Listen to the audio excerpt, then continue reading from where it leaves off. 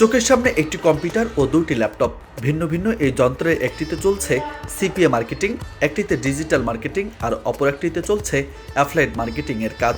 আর এসব একাই নিয়ন্ত্রণ করছেন নীলফামারী সদরের বাহালিপাড়া এলাকার রশিদুল ইসলামের ছেলে রাকিব ইসলাম।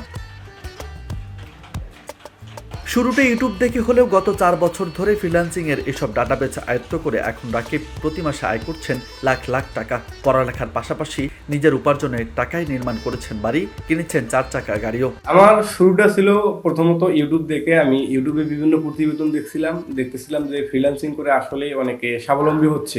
সেখান থেকে আর কি আমিও চেষ্টা করতেছিলাম যে ফ্রিল্যান্সিং করে আসলে কিভাবে স্বাবলম্বী হওয়া যায়। মূলত আমি প্রথমত আপনার ওয়েবসাইট ডেভেলপমেন্ট, আপনার গ্রাফিক্স ডিজাইন, ভিডিও এডিটিং এসব নিয়ে কাজ করতেছিলাম। কাজ করতে করতে দেখতেছি যে বায়ার প্রপারলি আমি পাচ্ছিলাম না। তো আসলে বায়ারটা আমি পাবো কিভাবে, এটা নিয়ে অ্যানালাইসিস করতে গিয়ে দেখলাম যে আসলে আমাকে মার্কেটিংটা জানতে হবে প্রপারলি।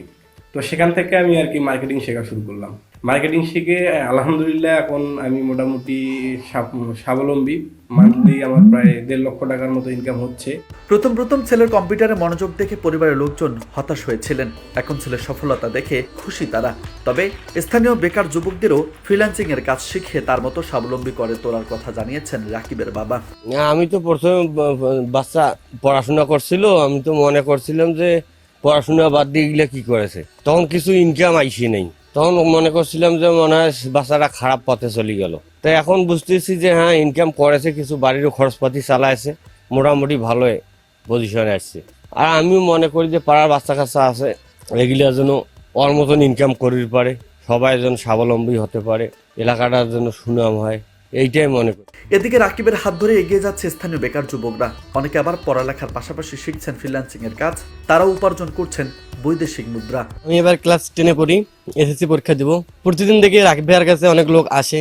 একদিন ভাইয়াকে জিজ্ঞাসা করলাম, ভাইয়া এত লোক আসে কেন তোমার কাছে? এখন বলতেছে যে অনেকজন নাকি কাজ করে দিবি মার্কেটিং এর। আমি তো সব বুঝি না।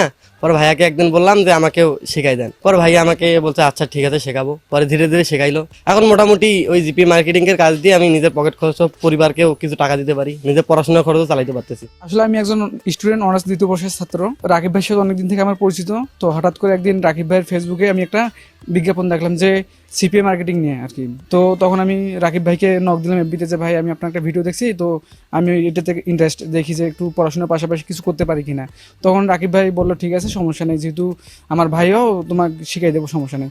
তখন রাকিব ভাইয়ের কোর্সে আমি জয়েন হলাম। তখন ভাই আমাকে একটা অ্যাকাউন্ট করে দিল। অ্যাকাউন্ট করে দেওয়ার পর আমি ইনশাল্লাহ কাজ শুরু করে দিলাম। তো আমি লাস্ট 1 মাসে $162 মতো ইনকাম করছি। মোটামুটি করতেছি আর কি, রেগুলার কাজ করতেছি। ইনশাল্লাহ সামনে ভালো কিছু হবে।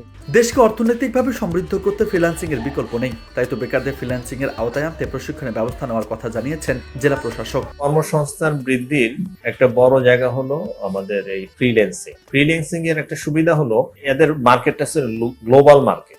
এদের কম্পিটিশন হচ্ছে আন্তর্জাতিকভাবে। এই দেশে বসে দেশের বাইরে কাজ করে আমাদের জন্য ডলার নিয়ে আসবে, তার নিজে স্বাবলম্বী হবে, দেশের রেমিটেন্সটা আসবে। এটা খুবই একটা ভালো উদ্যোগ এবং অনেক পরিশ্রমী ছেলে কিন্তু ইতিমধ্যে আমাদের এখানে এস্টাবলিশড হয়েছে। আমি তাদেরকে উদ্বুদ্ধ করছি যে তারাও যাতে ওই প্রসেসটা শিখিয়ে দিবে, পাশাপাশি অন্যান্য ট্রেনিং এর আয়োজন করে দিব, যাতে এই বিশেষ করে ডাটাবেস, তারপর সফটওয়্যার ডেভেলপ, এই বিষয়গুলো যদি ওরা নিজেরা শিখে, তারপর হলো প্রসেসটুকু ছোট্ট একটা ট্রেনিং এর মাধ্যমে আমরা তাদেরকে সহযোগিতা করব।